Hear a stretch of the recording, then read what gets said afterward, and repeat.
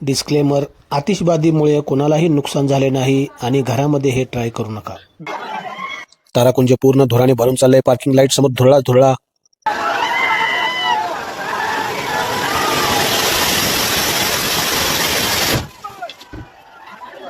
मित्रांनो, फटाक्यांची आतिषबाजी कोणाला नाही आवडत?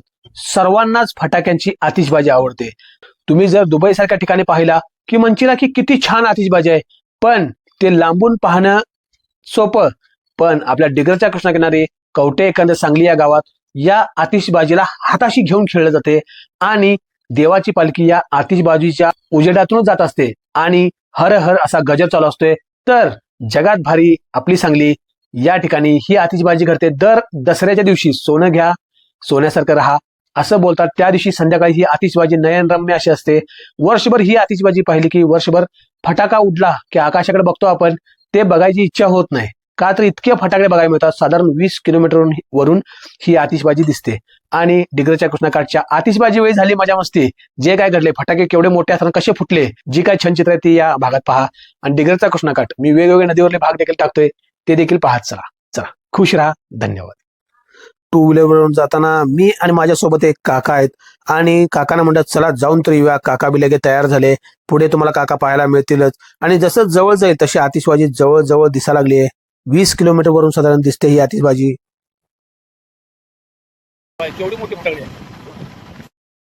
गावात पोहोचल्यावर देवाच्या मंदिरासाठी ही कमान केली आहे. यातूनच पालखी जात असते. रात्रभर याशी आतिषबाजी चालूच असते आणि दुसऱ्या दिवशी हा सकाळी 7 ते 8 पर्यंत कंटिन्यू चालू असते. अशी आतिषबाजी नयनरम्य वेगवेगळ्या प्रकारचे फटाकडे तयार केले असतात. हे पहा, हा फटाकडा किती भारी उडला. तर मोठे मोठे वेगवेगळ्या कलरचे, कधी पांढरी दारू उडते तर कधी लाल दारू, अशा प्रकारचे वेगवेगळे हे घरगुती तयार केलेले फटाकडे असतात बरं का मित्रांनो. विकत कोणी आणत नाही. आणि काही काही वेळा घरी बनवताना अपघातात बऱ्याच जणांचं निधन देखील झालं या गावात. पण ही प्रथा ही चालूच आहे आणि हे फटाके असे रात्रभर उडतच राहणार.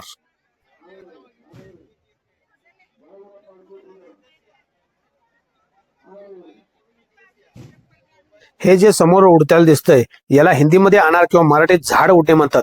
तर याला इथे शिंगाट म्हणलं जाते. समोर बघा, त्याच्या बाजूलाच एक बिल्डिंग आहे 2 मजली, त्याच्यापेक्षा देखील ते उंच आहे. इतक्या प्रेशर ते खाली उडत असते आणि या ठिकाणी आग लागण्याची शक्यता असणार म्हणून अग्निशामकची गाडी आणि त्याच्यासोबत अँब्युलन्स देखील 2 कंटिन्यू तयार असतात.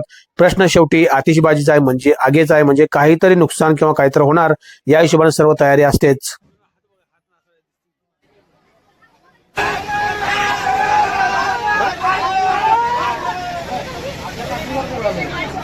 मंडळाचे उत्साही कार्यकर्ते दसऱ्याच्या दिवशी खूप उत्साहाने ही आतिषबाजी साजरी करत असतात. आणि या ठिकाणी तुम्ही पाहू शकताय की वेगवेगळ्या व्हरायटीचे, हे बघा, गोल चक्कर फटाकडी,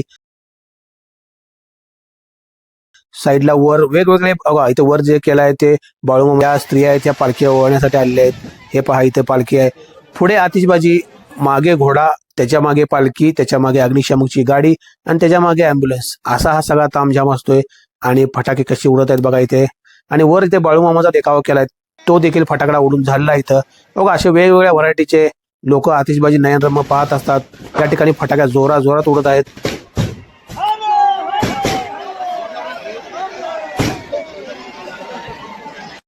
ज्या रस्त्याने पालखी जात असते त्या रस्त्यालाच असे वेगवेगळ्या प्रकारचे, हे पहा, वेगवेगळे नमुन्याचे व्हरायटी ऑफ फटाके तयार केलेले असतात आणि ते असे उडत असतात. हे जे घडलं हा आवाजाचा फटाका नसून शिंगाट फुटलेला आहे आणि अशा बऱ्याच घटना पुढे आहेत त्या पहा.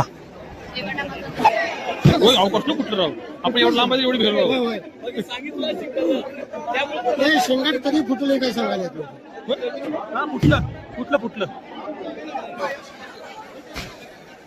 वेगवेगळ्या व्हरायटीचे फटाके कंटिन्यू उडत असतात. स्काय शॉट तर भयानक उडत असतात आणि बहुतेक हे शिंगट फुटलेलं आहे बघा, आमच्या समोर फुटले.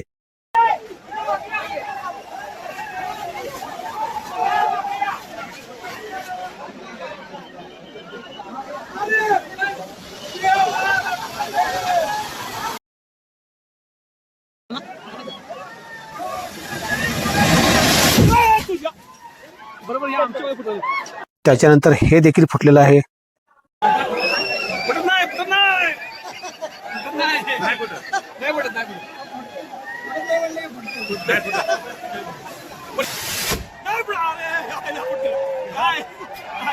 आणि हे फुटलेले शिंगाट आहेत.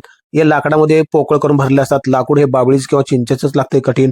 हे असे होल मारून त्यामध्ये फटाकडा भरतात आणि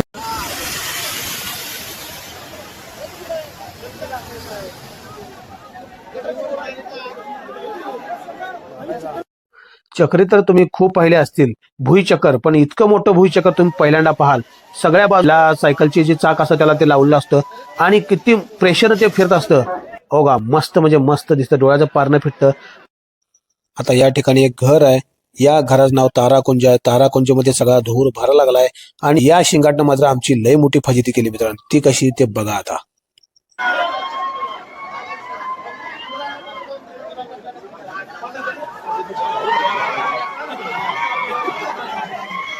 ताराकुंज पूर्ण धुराने भरून चाललंय. पार्किंग लाईट समोर धुरळा धुरळा.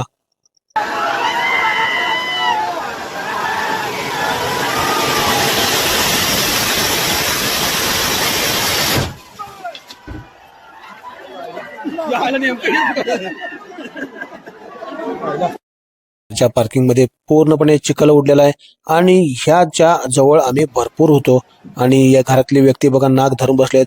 मी तर फटाका उडल्यावर डायरेक्ट घरातच पळ सुटलेलो होतो.